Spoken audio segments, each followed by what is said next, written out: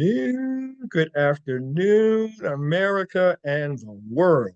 Today is Monday, September 24th, 2024. It's a very good year. You know, we are facing the rising sun of a new day begun. You are viewing Issues and Answers on the WCEG Network. I am your host, Norman A. Carter Jr. My goal is to enlighten you and enlighten your perspectives and about our lives, our environment, our socio-political struggles, and those banes of classism and racism that makes all of our lives more difficult than they should be. And so during my hope is to bring us all together in a human tapestry of brotherhood and sisterhood, bound together by threads of understanding, respect, and tolerance of our physical, racial, and religious differences. Hopefully, we can have a discussion of ideas based on facts, not fiction, that will encourage us to think critically and not emotionally. Let there be no doubt the voice of WCEG is in concert with those that ring with the harmonies of liberty. We pray that one day our efforts will let our rejoicing, our collective rejoicing, rise high as the listening skies, as it resounds loud as the roaring seas. Something poetic about that. I don't know where it comes from. If you're currently watching, we thank you. Inform your neighbors, friends, and associates that we can be viewed live via YouTube, Facebook, LinkedIn, Twitter, Instagram, and over streaming devices such as Roku. Our podcasts are available on Apple, Google, Amazon, Spotify, and GeoSavan platforms. All of our programs are archived on YouTube. That's so great because I'm always going back to them and can be viewed by anyone at any time. That's why we try to put our best faces on when we come on to Issues and Answers and all the other programming provided to you by WCEG. And please understand that the topics and opinions on Issues and Answers are mine and mine alone, and not the WCEG network. So come after me. Don't come after anyone else but me. I think these shoulders can handle it. Yes. So let's get moving into this installment of Issues and Answers. Now, before I get started on anything, let me just say congratulations to our CEO, sponsor, producer, owner, inspiration, Reverend Penny Rogers, who was just honored this weekend by the National Black Radio Hall of Fame for her efforts here at WCEG. I was just, I'm one of the newer voices here. I consider myself one of the newer voices. I can remember coming here in 2016 to be interviewed about my book, and then that just led on to my being here now. But the history of WCEG and the history of this lady, which we had talked about on a program about a year or so ago, it's just amazing. She has gone through a lot of trials and tribulations, not an easy ride, getting to the top. And it's such an honor to be recognized and honored by your peers, not just locally, but on a national level. So, Reverend Penny Rogers, congratulations. Ladies and gentlemen, it's election season, and I know I'll mention this before, and later, I hope, but let me just say that here, especially in Georgia, that voter registration ends very, very soon. It ends October 7th. Early voting begins shortly after that, I think the following week. Like everyone, I don't care if you voted last year, 5 years ago, please check your voter status because there's been redistricting uh, all over, especially the state of Georgia, but all over this country. And you can, here in Georgia, you can check your voter status, get your pencils out. I'll give you the website. I went there and checked my voter status um, last week. I checked my voter status, and everything you need to know pops right up. You just have to put in your last name and date of birth, and bam, it's right there for you. You can get that information, and there's no excuse for you not voting this year. So to check your voter status, please go to MVP, that's M Mary V Victor P Pat dot SOS dot GA dot GOV. Now imagine if you're in a different state, you could just use the two, instead of using the Georgia initials, use your state initials. But again, that's mvp.sos.ga.gov.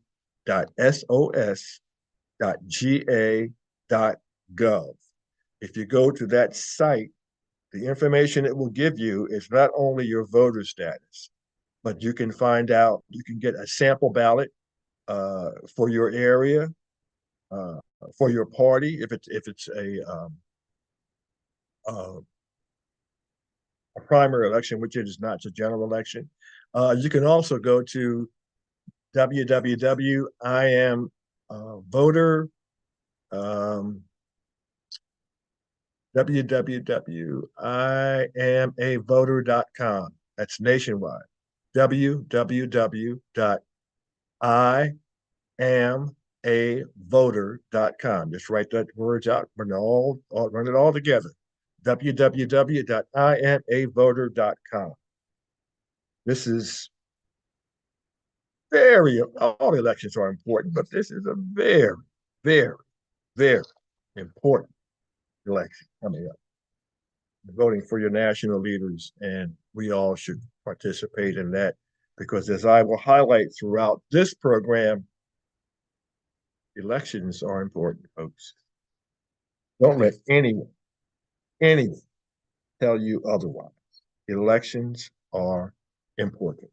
And one thing I wanted to get into before we get into a lot of politics is I promised that I would get into this is Prostate Awareness Month.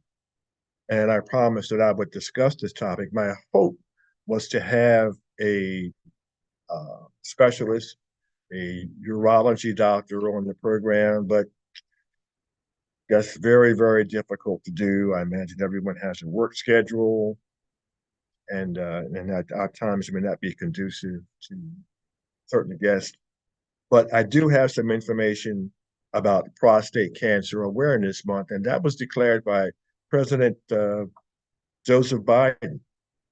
Uh, he declared that September 2024 would be Prostate Cancer Awareness Month. Very important. Very important. 1 in every 8 men, 1 in every 8 men will be diagnosed with prostate cancer in their lifetime. Think about that. 1 in every 8 men will be diagnosed with prostate cancer in their lifetime. But let me get into prostate health. Many, many years ago, healthy guy, living a life, having fun. And I came down one day and tried to go to the bathroom. Nothing happening. Nothing. I thought it would be something that would pass in a few minutes, few hours. It just got worse. And let me tell you something, folks. I didn't realize it, but there is no feeling in the world like uh, when you realize that you're in pain on Monday morning and realize that you haven't urinated, peed since Saturday morning. Can you imagine the pain and what that does? So, what happened with me is that I eventually was diagnosed with an enlarged prostate, which is a scary thing when you think about it and you don't know, you're uneducated. But what I found out from my urologist is that every man, every man, if he lives long enough, will have trouble, will have an enlarged prostate. It's just the way we're built. Every man, sooner or later. In fact, when I went to get my treatment, there were a lot of people in there. They were all much older than I was. I was in my early 50s. There were people in there in their 80s and 90s. Um, but the treatment for enlarged prostate, yeah, a little uncomfortable. Uh, for a few days, I was sort of sidelined, but um, there were no side effects afterward. After the procedure, everything worked normally, if you know what I mean. Um, so uh, don't be afraid of the procedure. It's not an end all. It's not an end all. It's just something that all of us will eventually have to go through. I guess I'm kind of thankful that I went through it at a younger age, but uh, that's an enlarged prostate. It's called BPH. I don't want to get into the technicalities of that title, but it's called BPH. It is easily treated, and they do test you, or they do a biopsy to make sure that it's not a malignant cancer. Uh, let's talk about back to prostate cancer. Prostate cancer is a disease that disproportionately disproportionately affects Black and Hispanic men. We're going to get into that a little bit more later. Now, the prostate is a small walnut-shaped gland that produces seminal fluid. You should know what that is, that nourishes and transports sperm. Prostate cancer is one of the most common types of cancer. Many prostate cancers grow slowly. Many, in fact, I was talking with someone recently, most prostate cancers grow slowly and are confined to the prostate, where they may not cause serious harm.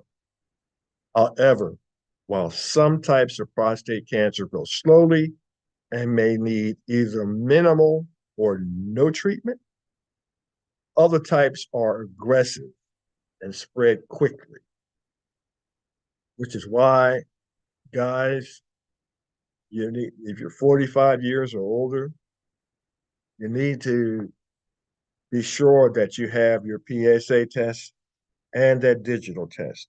And let's be adult about this. Let's talk about the digital. There's a lot of guys, especially some of you macho men. I don't I don't want nobody doing that to me. Well, the digital test requires a doctor to digitally feel if your prostate is enlarged.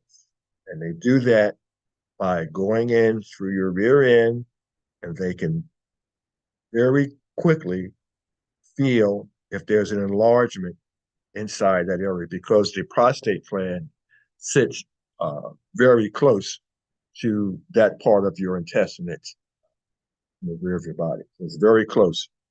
So they can go in there and feel if it's slightly large. It always, as we grow older, it enlarges anyway.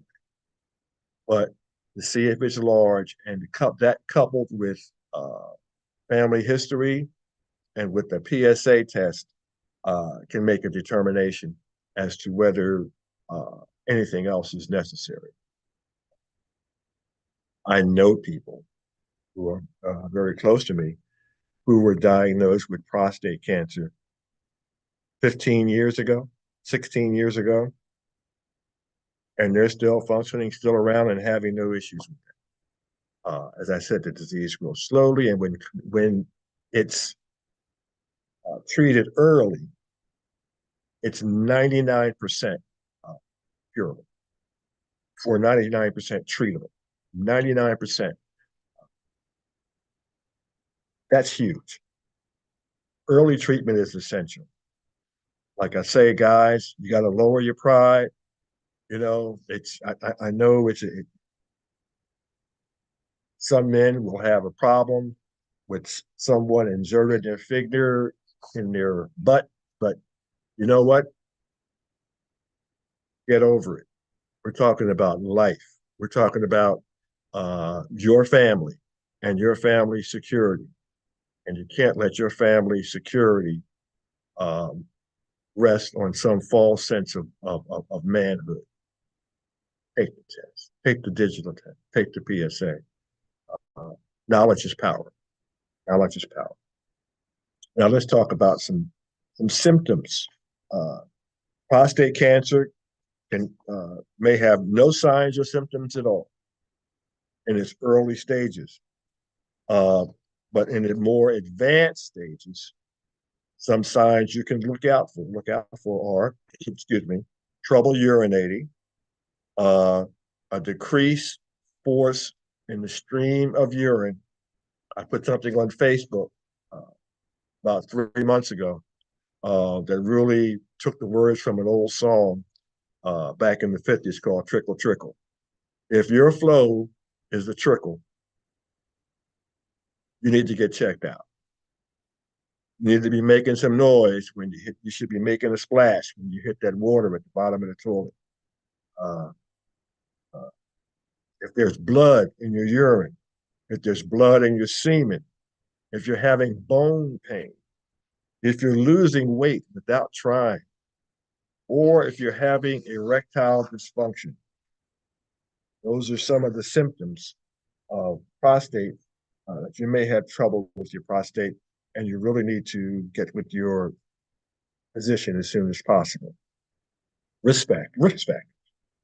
All men, all men are at risk for prostate cancer, but there are some factors that can increase your risk.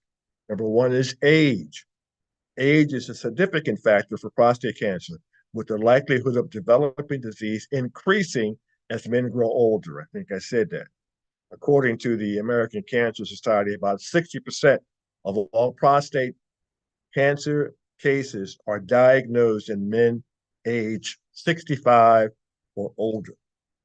And the average age at diagnosis is 66.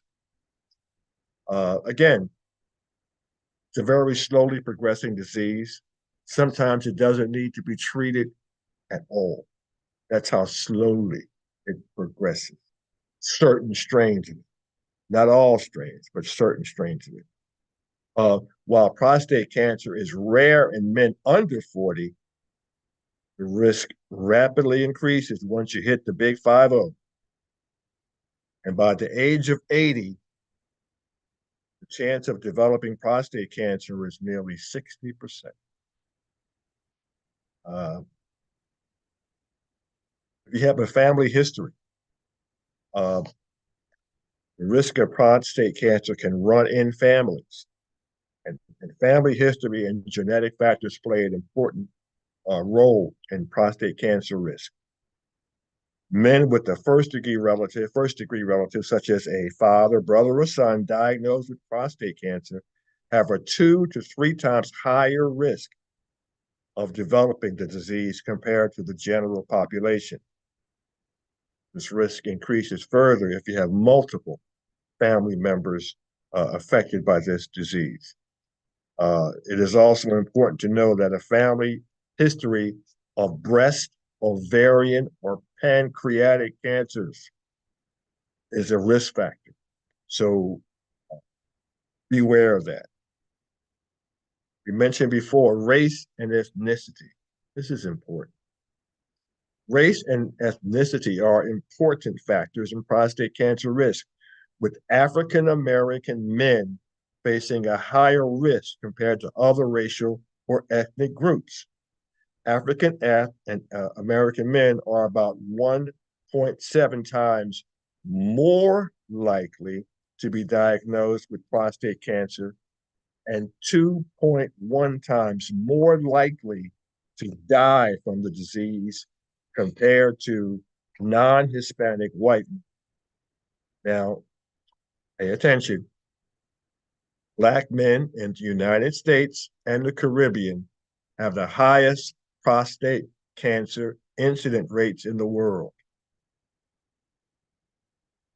Ladies, talk to your men. Black men in the US and the Caribbean have the highest prostate cancer incidence rate in the world. And there are occupational risk factors. That's something I didn't know about. Certain occupations may be associated with a higher risk of prostate cancer due to exposure to hazardous substances or environmental factors. Now, how about this?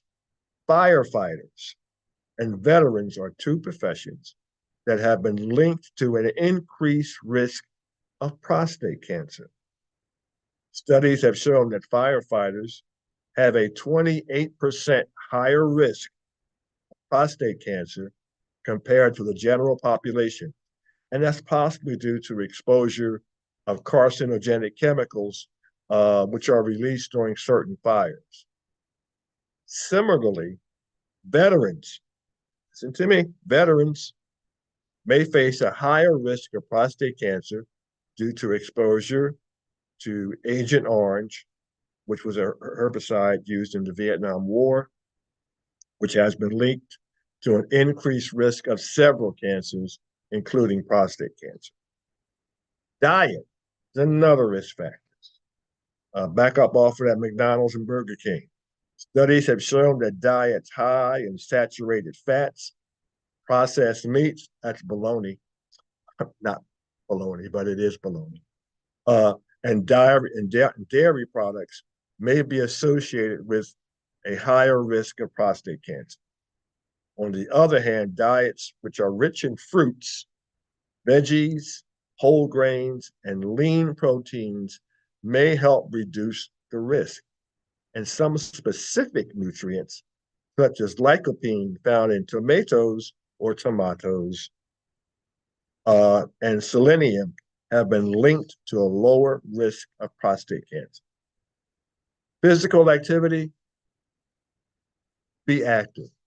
Do some walking, do some jogging if your knees can handle it. Mine cannot do it anymore, but do exercise. Exercise 30 minutes, 3 or 4 times a week. You'll be in good shape. Now, there is a wealth of information about prostate cancer that you can find online. The best source is your personal physician.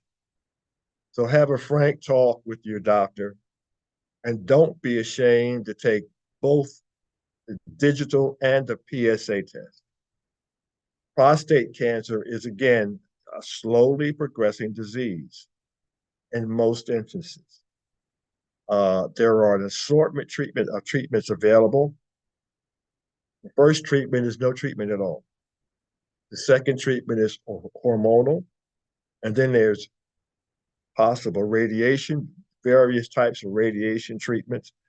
And surgery is usually the last resort, and that's only for the most serious cases.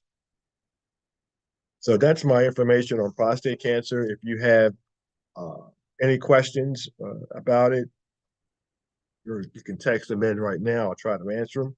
Or you can go online. I mean, the CDC, and there's several other avenues online that you can find.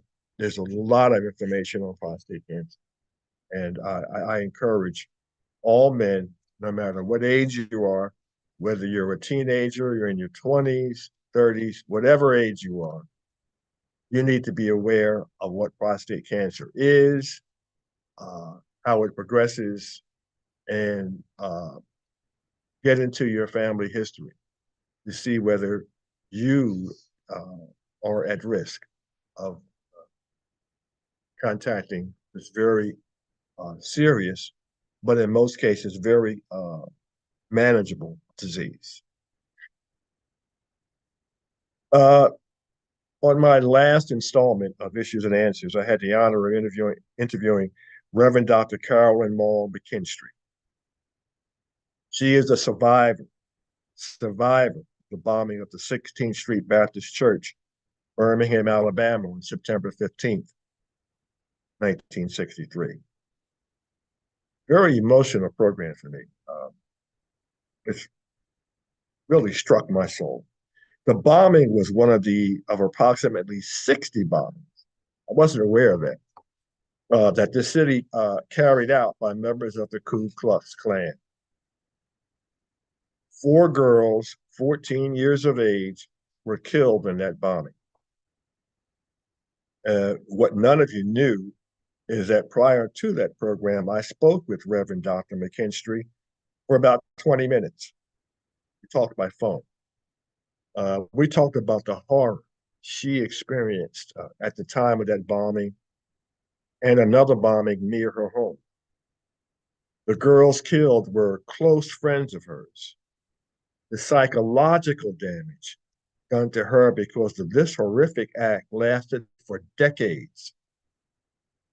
You know, most of us are captives of the moment. When tragedy strikes, we focus on the incident, but seldom think of the long-term mental damage done to victims, especially when those victims are children. And then here we had something that was done because, in essence, people were resentful of the fact that Black people are no longer slaves. Pure and simple. That Black people were allowed many of the same rights that they thought that they had, that they thought that we shouldn't have, like the right to walk up and down the street freely, like the right to vote, like the right to go to the school of your choice. And for that, they killed those 4 little girls. Think about that. Think about it. Evil people. Evil. A lot of them are evangelical. I'm just saying. Bible Belt, they called it then. That's what they called it. Went to church every Sunday, killed Black folks on Monday. So today, we have scores of school shootings each year. We have children who go to school each day who have been psychologically conditioned to panic at any loud noise. Think about it. No longer will they jump and laugh. Today, they will jump, duck, and start calling parents. Yet we have normalized this type of behavior. We watch the news, we shake our heads, then check the TV listings to make sure our favorite TV program is not interrupted. We have become numb to the violence. This is personally upsetting. During that program with Dr. McKinstry, I was thinking about Reverend Dr. Martin Luther King being stabbed at a rally by a crazed woman. I think about the director of the FBI ending surveillance at events attended by Reverend Dr. King after sending him a letter where he called him nothing but a drum major. That's where that drum major thing that's on the Martin Luther King statue in Washington, drum major. That was what the insult that the director of the FBI sent in a letter to Reverend Dr. King. Called him nothing but a drum major. In Memphis, Tennessee, Reverend Dr. King knew his life was in jeopardy. His "I have been to the mountaintop" speech was both tragic and prophetic. I have a lot of hard time watching the video of that uh, speech because if you look at his face when he makes that speech, look at his face when he makes that speech, you can tell this man knew that he was about to die. I thought about that when Dr. McKinstry was speaking. I thought about Malcolm Little. Most of you know him as Malcolm X, because Malcolm X dared to expose immoral behavior by Nation of Islam leader Elijah Muhammad. That's the truth.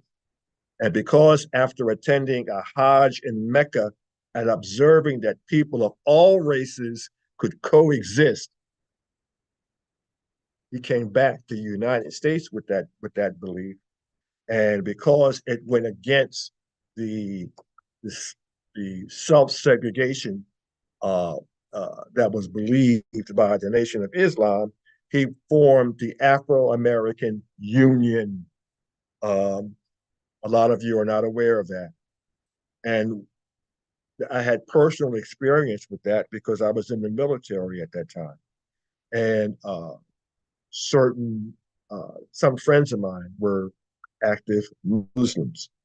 And what happened is that the younger people in the Nation of Islam began gravitating to the philosophy of Malcolm X and his Afro-American Union. So as a result of this, because now he was a threat, he was pulling people away, Malcolm knew that his days were numbered. He knew he was slated for death. Yet that did not stop him as he walked alone to make a speech in Harlem, New York. Profound, deep, deep. I thought about Emmett Till being dragged out of his bed in the middle of the night, slaughtered by white nationalists. I thought about the 3 voter registration activists slain by police and Klan members in Philadelphia, Mississippi.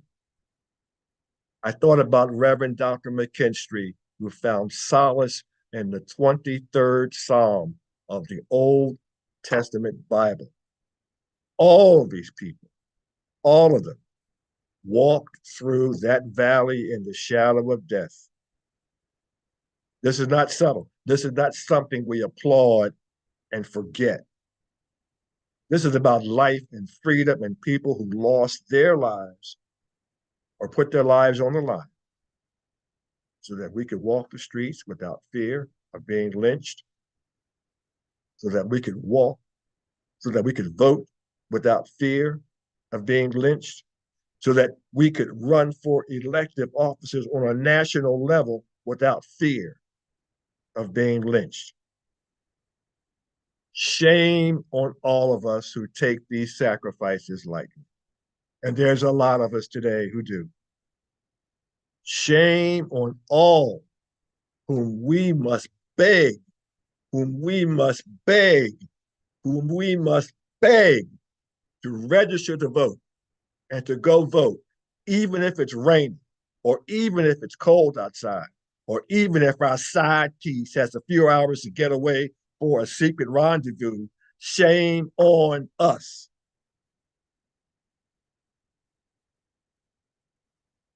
Amazing. I thought about all of that as I listened to Dr. McKinstry tell her story. It's profound, it's deep, it goes to the essence of who we are as not just Black Americans, but as Americans, period. You need to think about that, especially the next time you're in the company of someone who tells you that votes don't matter. I'll tell you when they show you later on, votes do matter. Votes do make a difference. If votes didn't matter, folks, why do you think they lynched people who tried to vote if they didn't matter? Don't you guys ever think about that? If votes didn't matter, votes do matter. If votes didn't matter, why do you think here in the state of Georgia, they're engaged right now in voter suppression right in front of your face? If votes didn't matter. What is wrong with you? What is wrong with you, fence sitters who can't see it? What's wrong with you? We move on. Birmingham, Alabama. Birmingham, Alabama.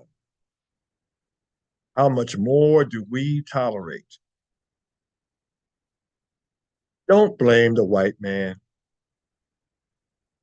Most of you are so stuck on blaming white people for everything that you can never, and will never see the self-inflicted harm we do to ourselves by permitting uncivilized Black people to control our neighborhoods. Let me say this again.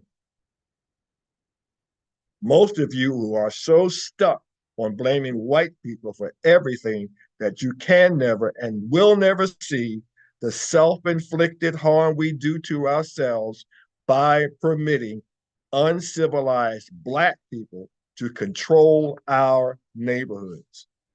Yes, they are uncivilized, and they depend on the no snitch rule. Uncivilized, let me give you an example, off script here. Atlanta, Georgia,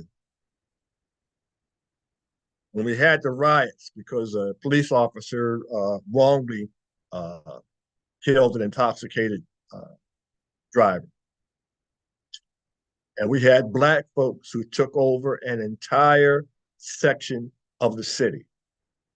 The mayor decided no police need to go into that area because it would arouse hostility.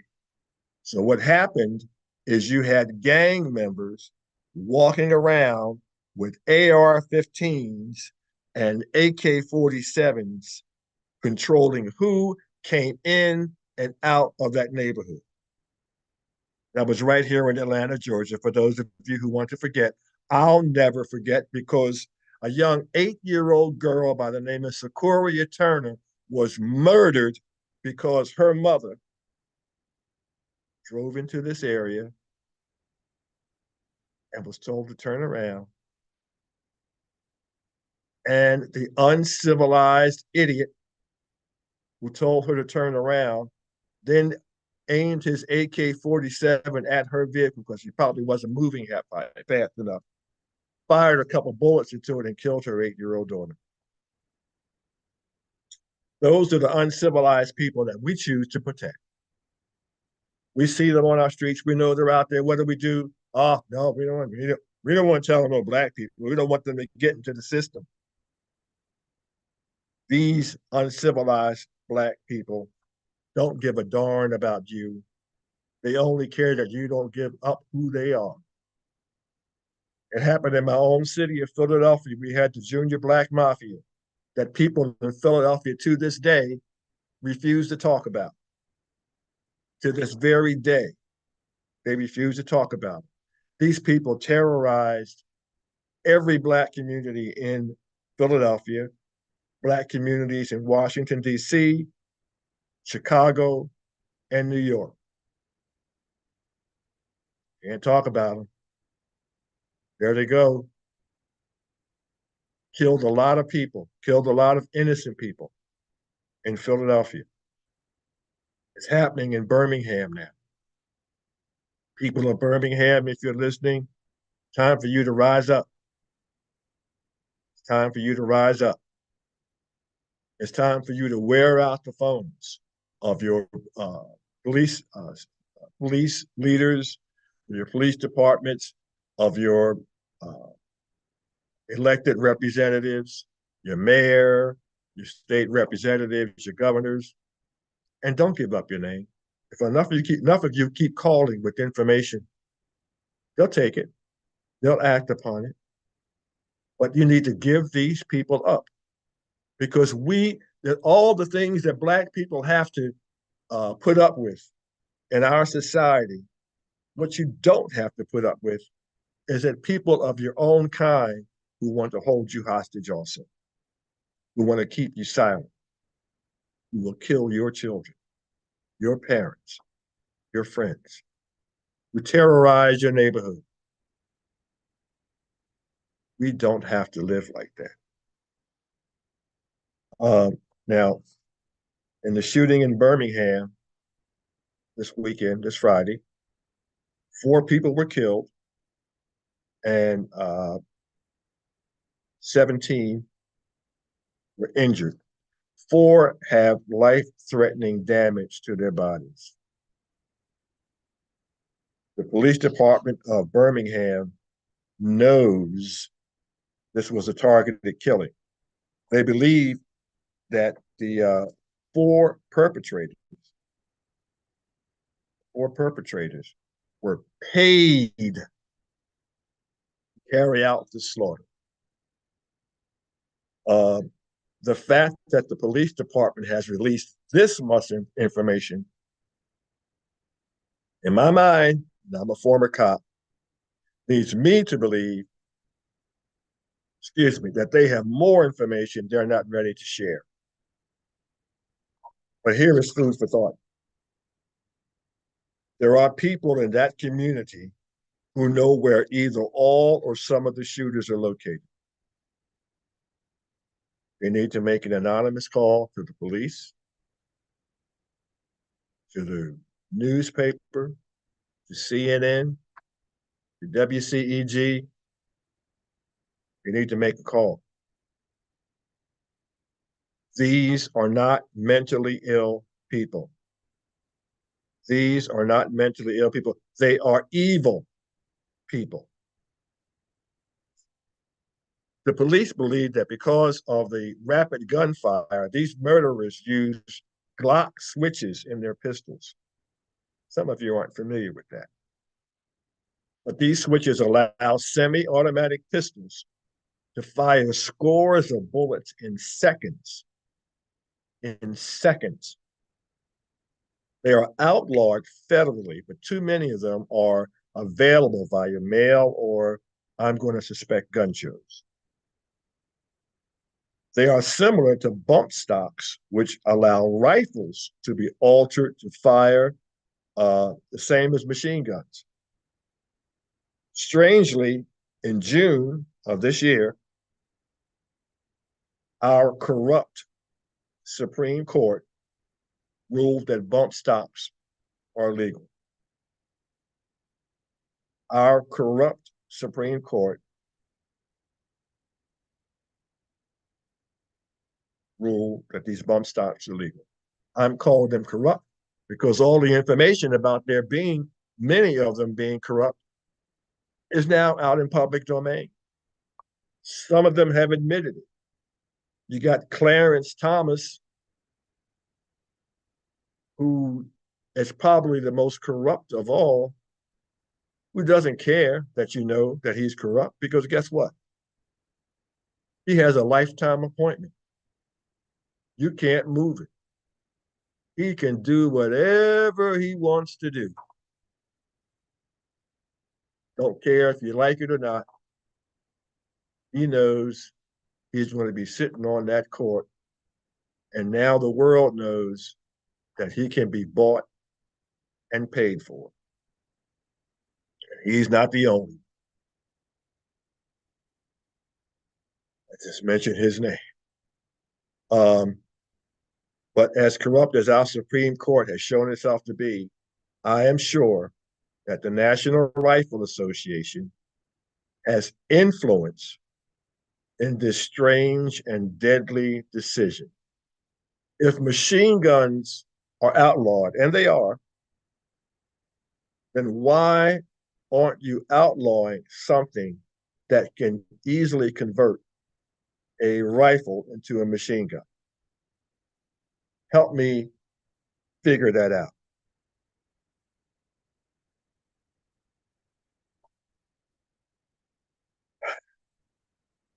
Now, what can bump stocks do? Well, how many of you have forgotten that in Las Vegas, Nevada, in 2017 at a concert, an evil man fired 1,100 rounds into a crowded amphitheater, killed 60 people, and injured hundreds. Now, he had fired those 1,100 rounds out of a couple of rifles he had. He did that in a few seconds. In a few seconds, he fired 1,100 rounds into a crowd, killed 60 people, injured hundreds. Elections matter, folks. Elections matter. Bad election decisions can result in death and injury to innocent people. The next time an idiot stands next to you and says, "Oh, it don't make it didn't make no difference who gets in the White House or who gets to be governor," it makes a difference. It makes a difference. Now, the only reason for assault weapons, for Glock switches, and bump stocks are to kill a maximum amount of people in the shortest amount of time. That's the only reason. They're not for hunting. They're not for self-defense. They're for killing a maximum amount of people in the shortest amount of time. There is no other reason. Yet, the National Rifle Association and corrupt and immoral Republicans, I'm calling the party out, but you'll understand later on, this is not a partisan uh, uh, uh, statement. Corrupt and immoral Republicans put money over lives, and that is why these murders will continue. Because y'all don't take elections serious. You don't. Some of you believe in protest votes. Well, guess what protest votes get you? There were thousands of votes in the 2016 election, thousands for Santa Claus, Bugs Bunny, Elmer Fudd, thousands. That's how you got Donald Trump. So I say to you, beware of casting protest votes, because protest votes get you tyrants, get you murders, get you people killed for nothing because you felt like you wanted to put in a protest vote or not vote at all. And, by the way, uh, I'm not giving out any secret information here because on the Issues and Answers program several months ago, I noted that records show that the National Rifle Association overwhelmingly, overwhelmingly, overwhelmingly contributes to Republican legislators rather than Democratic legislators. It's not partisan, that's a fact. They know who can be bought. And if you're not lazy, you can look it up yourself. It's all part of public record. You can look up your particular congressman, senator, or there's a whole list. That's what I went. There's a whole list of where NRA contributions goes, and it tells you These are the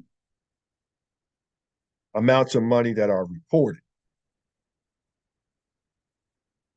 Being the mean that means that they feel the people who glean this information believe that there's more money being put out there. There's millions of dollars used to buy these legislators and Supreme Court justices. Millions of dollars. And you know what? People die. You folks shrug your shoulders, and until that death comes to your door, you don't care. I know people, I know people who are nearly violent supportive of this darn Second Amendment. Violently believe that everybody should have any kind of gun they want. It's terrible. 403 mass shootings this year. 403. When will you elect leaders who will focus on ending this epidemic in America? Now, let me just go to the Second Amendment. Wow, time flies here. Woo, we're almost out of time. The Second Amendment. I did this before. I'm going to do it again. The Second Amendment to the United States Constitution protects the right to keep and bear arms. It was ratified December 15th, 1791, along with 9 other articles of the Bill of Rights. In 2008, the Supreme Court affirmed for the first time that the right belongs to individuals, pay attention to this, for self-defense in the home, while also including that the right is not unlimited, and does not preclude, means prevent, the existence of certain long-standing prohibitions, such as those forbidding the possession of firearms by felons and the mentally ill, or pay attention, America, because your politicians aren't. Pay attention to this.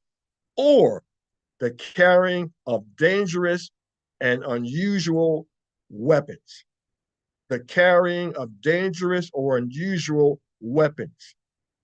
Don't you think AR-15s, AK-47s, and bump stocks and Glock switches fit into the carrying of dangerous and unusual weapons? They're not for home use. The Second Amendment was enacted due to the fact that the country could not afford to equip a standing army. The Revolutionary War earlier had soldiers using their own weapons and ammunition. This is how the country was able to fight off the British. The British ain't coming.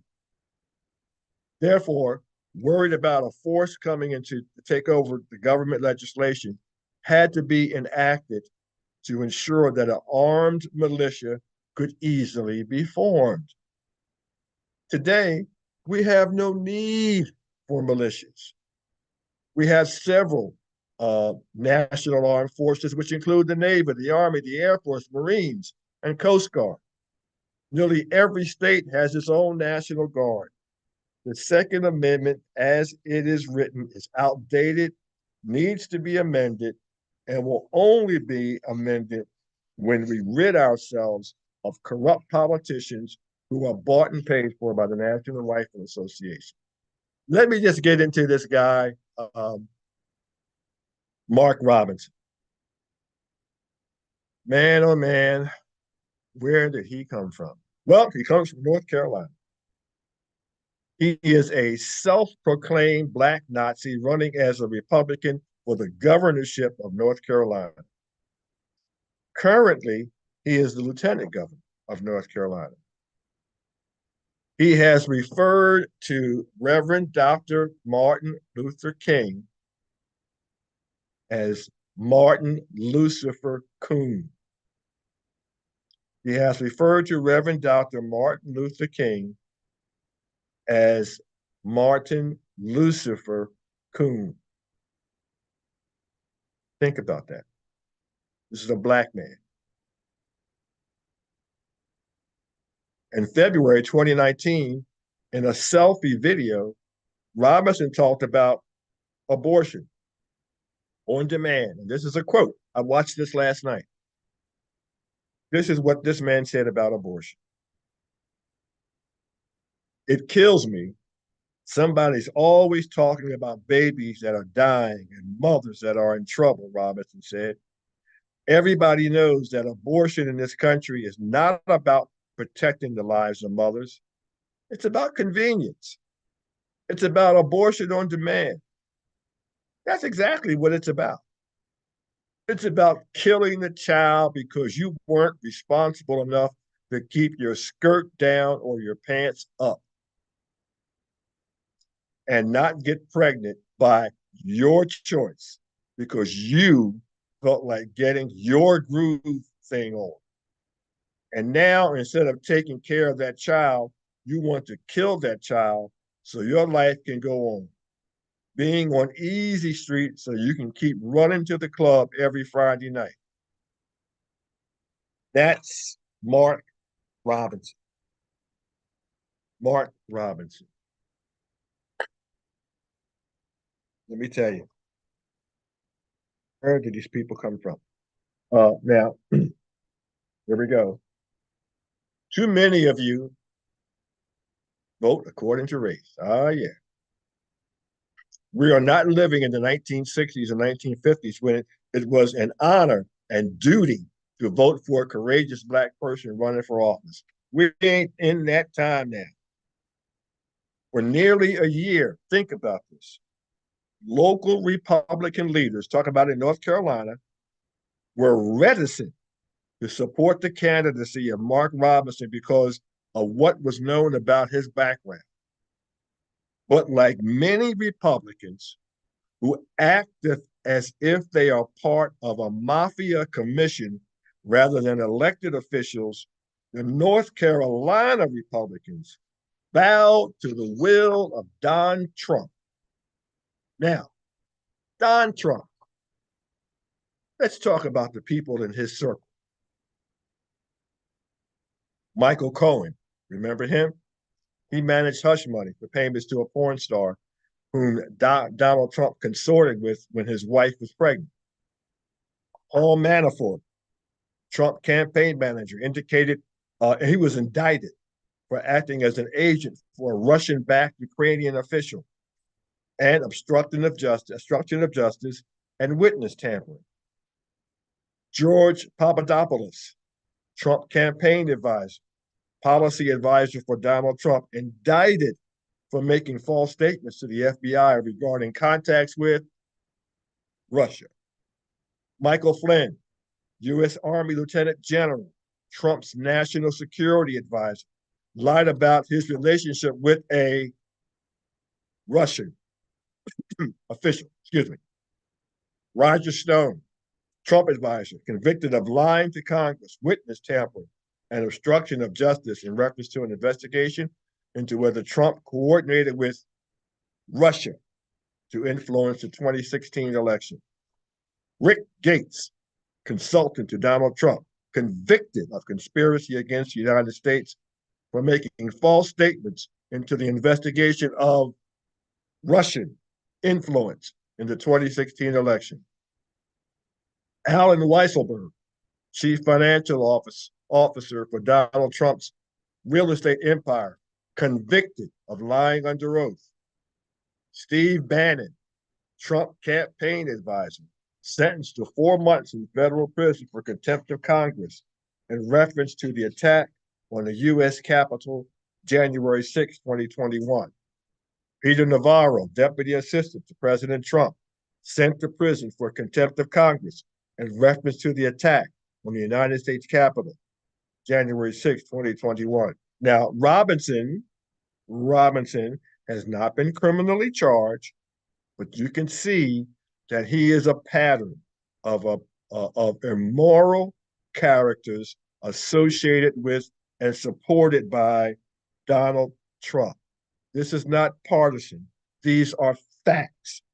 I love my country. I love my country.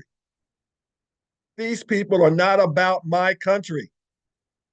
I don't care whether they call themselves Republicans, because you know what? Actual Republicans will tell you these people do not represent the Republican mandate or what Republicans are about. They will tell you that. These are criminals masquerading as Republicans. Know the difference. Know the difference before you complain to me or this station. By the way, as of this morning, nearly all of Robinson's campaign staff, has abandoned him. He has less than 10 people on his staff at the moment. Think about that. In fact, his idol wouldn't even invite him to a rally he had in North Carolina this week. That's how much he's refuse. That's what he is. He's nothing. Someone presented to me. I know we have just a few minutes left. I just want to put this out there before I leave. I'm sorry. I know this is going on a bit long, but something a friend of mine on Facebook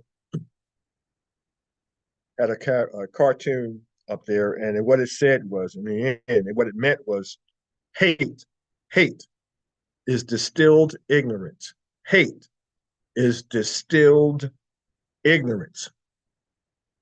Now, no greater example of this can be evidenced but by the false and irresponsible allegations by pragmatic purveyors of hate, uh, uh, in hatred of the Haitian community in Springfield, Ohio.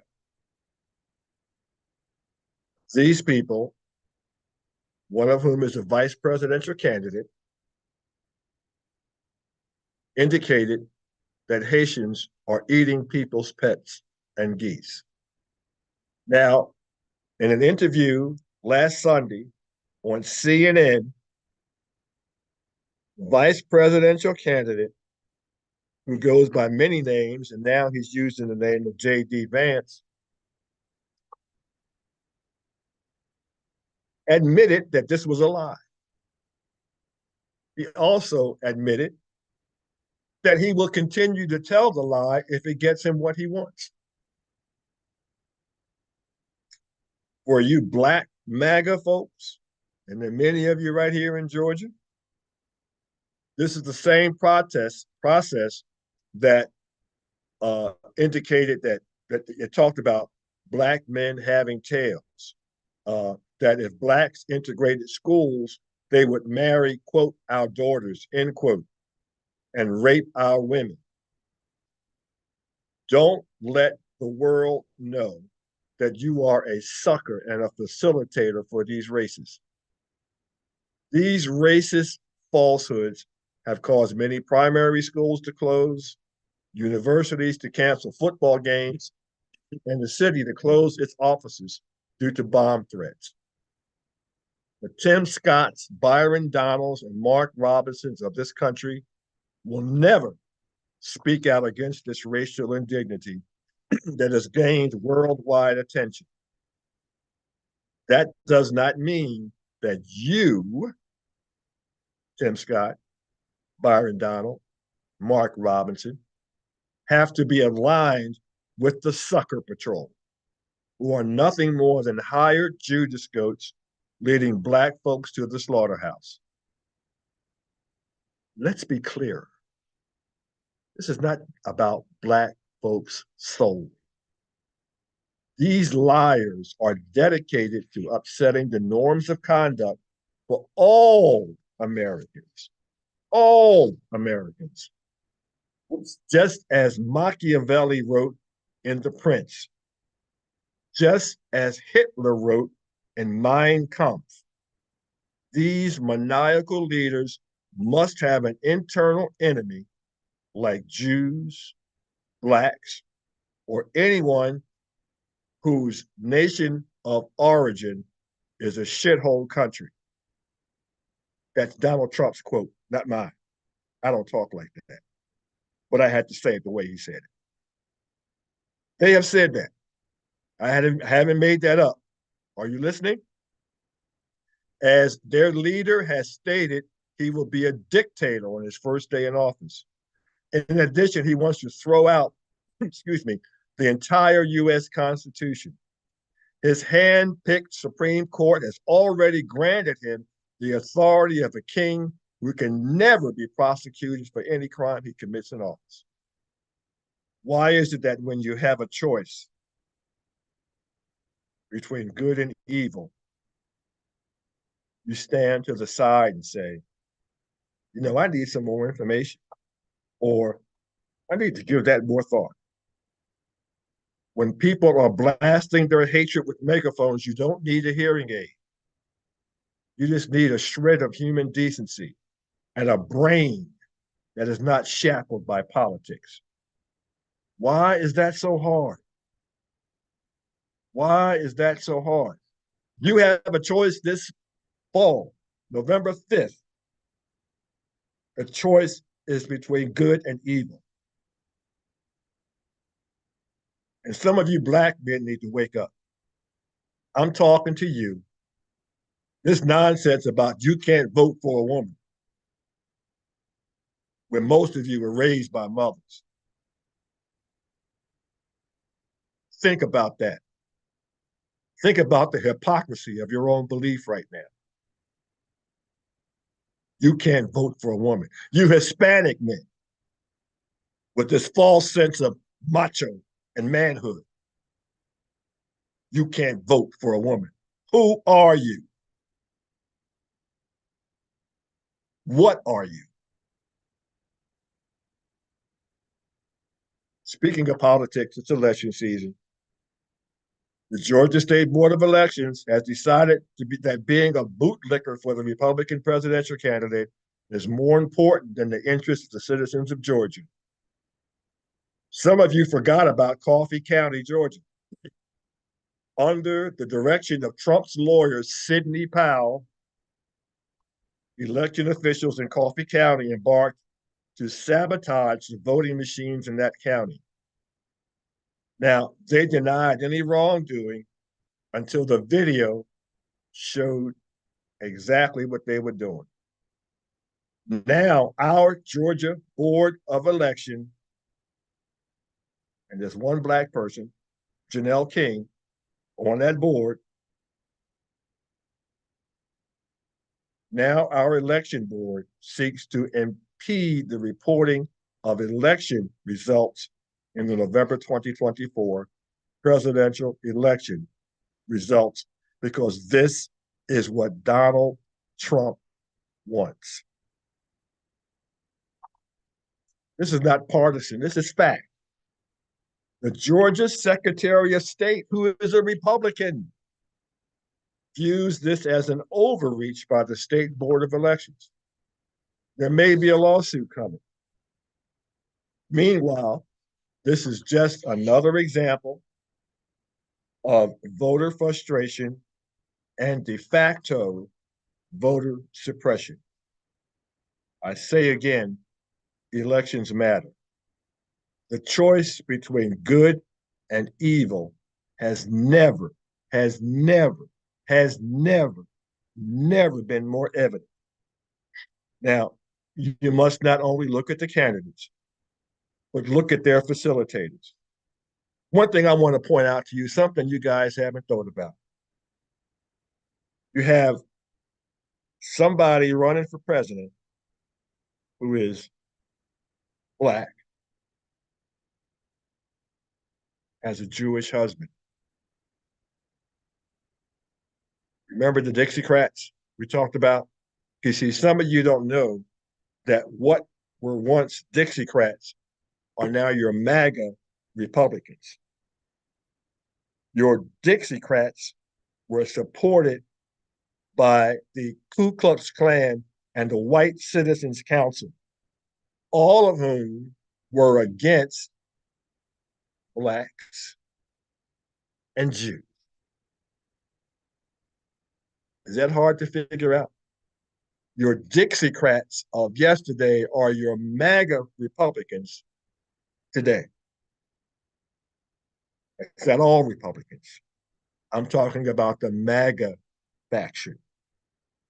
the MAGA faction or your old Dixiecrats?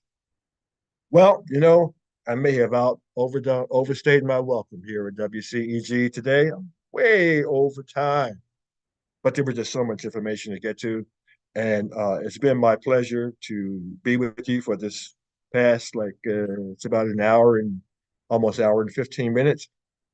But I thank you for listening. I hope to be with you again in about 2 weeks as we come up with more issues and answers that are relevant to your life and my life and our community. Thank you so much. Thank you for joining us.